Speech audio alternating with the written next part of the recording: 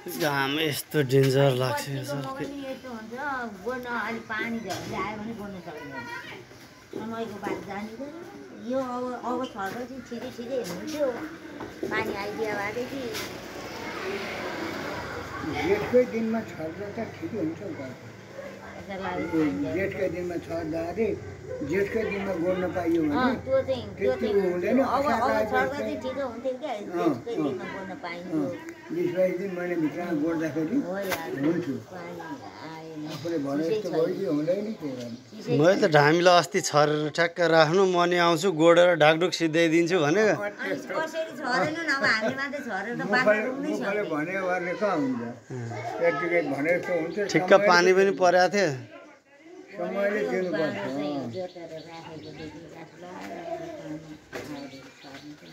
बाँझो 2 चास जोतेर फेरि अर्को चास 3 चास पो भइसक्यो त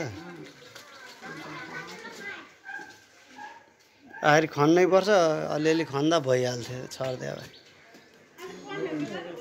ठिकै छ 1 दिनमा पानी आउँदा फरक परेको छैन त्यति बित्तिकै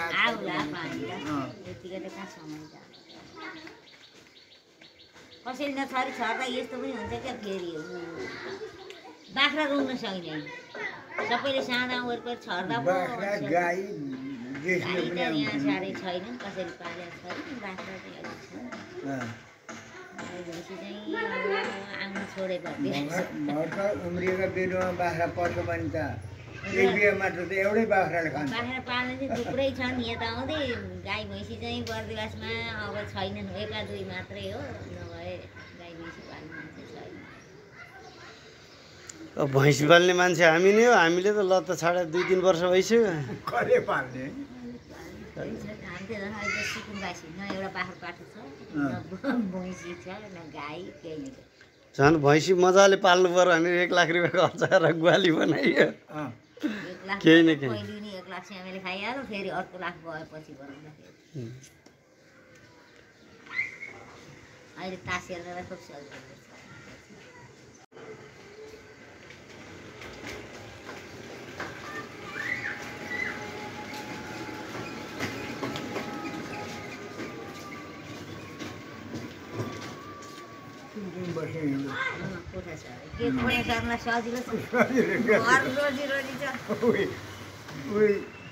एउटा घरमा अलि फोहोर हुन्छ अर्को घर सरो अर्को घर अलि फोहोर हुन्छ अर्को घर सरो कोठा सर्न कस्तो काइला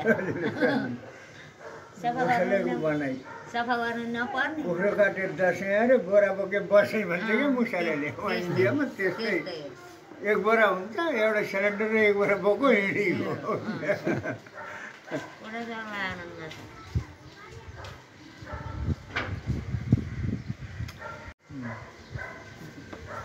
कोठामा बस्नुलाई मेरा बाबु हुँदैन अर्का घर भो फोहोर हो पनि भन्नु पर्यो होइन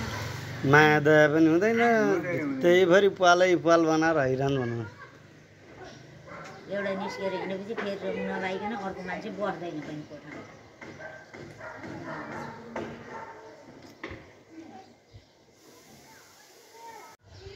के छ दाजु अनि पाहाडतिर कहिले अब जाने कि नजाने कि पाहाडतिर जो मेरो ठेगान भएन भाइ किन भएन भने त्यो 68बाट चौबाट दिन्छ अरे भत्ता भन्थे दिने थालेको थियो फेरि 70 पुर्याएको छ यसपालि अनि अब त्यो 68मा दिँदैन भने अर्को काम छैन के गर्न जान्थ्यो नभएको पैसा 5000 नचेपिकन पुगेर आइँदैन अरे पहिला 68 थियो फेरि बढाएर 70 नै पुर्याइदियो 1-2 साल खाए 68 मा खानेले हो नि 2-3 साल जति खाए अहिले फेरि 70 नै पुर्याइदियो 70 वर्ष पुग्नेलाई चाहिँ यो परिचय पत्र पनि खोज्नु पर्दैन बनाउनु पर्दैन भनेको छ अहिले त्यो पनि हेरी हेरी हो क्या दलितले 60 वर्षदेखि खान्छन् क्या अघिदेखि नै खाएका दलितलाई त दिन्छ अघिदेखि नै दिएको 60 मा हामीहरूलाई पनि 68 बाट दिने भनेको थियो फेरि अहिले रोको क्या अहिले 70 नै खोज्यो 70 नै खोज्यो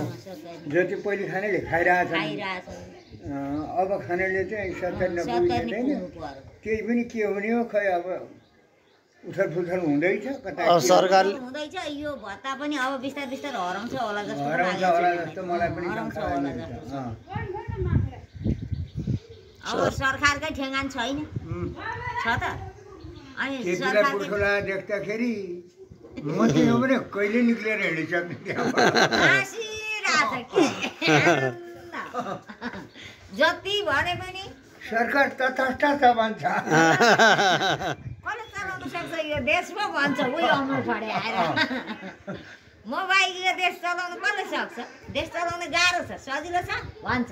त्यो अम्लो बाङ्गो के भएर गहटा खोल्टा भएको भन्छ नि गान्थे पब्लिकले फेरि त्यसै जति जति भने पनि उसलाई हाँसीकै बराबर छ अलि यस्तै मान्छे आज यत्रो भन्दा त त्यहाँ थेकी नसक्ने छ नि बस्नै सक्दैन म अब कहिले राजीनामा गरेर हिँडिसक्ने होइन मान्छे नेता हुन गाह्रै छ नि धेरै उनी थेत्तरै हुँदो रहेछन् क्षेत्र जति जे भने पनि भन्दा कुकुरी ल्याऊ काटो पनि भनिया छन् त जुलुस लाछन् त्यस्तरी भन्दा पनि देख चल्या छैन के पिक्चर देश छोड त बिहान बेलुकी भनेको बिहान बेलुकै जति बेरै भनिया छन् अब घरबाटै निकाल्ने पनि भनिया छन् अनि त्यसरी भन्दा पनि ऊ हाँसी नै रहेछ केही भएको छैन अँध्यारो मुख लाग्छ देउवाले अँध्यारो मुख लाग्छ होइन देउवाले धेरै अँध्यारो मुख लाग्छ त्यस्तरी भन्दाखेरि केपी ओली त त्यो देख चल्या छैन अचम्म लाग्यो मलाई मान्छे जिराए हुँदो रहेछन् छक्क पर्नु त्यति सजिलै कहाँ नेता आउँछ त प्रचण्ड फेरि लाग्छु अब जङ्गलतिर भनिया छ अब जङ्गल त आफै गयो त अनि को गइदिने सक्छ क्या होइन मान्छे थोरै मरे जङ्गलमा जानु भएर त्यत्रा मान्छे मरे न जागिर दिए न केही दिए अब के अब छिर्दैन नि अब सबैले थाहा पाइसक्यो अब उही प्रचण्ड मात्रै हिँड्ने हो अरू त हिँड्दैन हिँड्दैन कहाँ गयो मान्छे त्यत्रो आन्दोलन गरेर आए एक एकवटा जागिर सरकारी जागिर ढ्याक्दिया भए हुन्थ्यो नि सरकार हुँदा अब प्रधानमन्त्री थियो अब अब करोडौँ मान्छे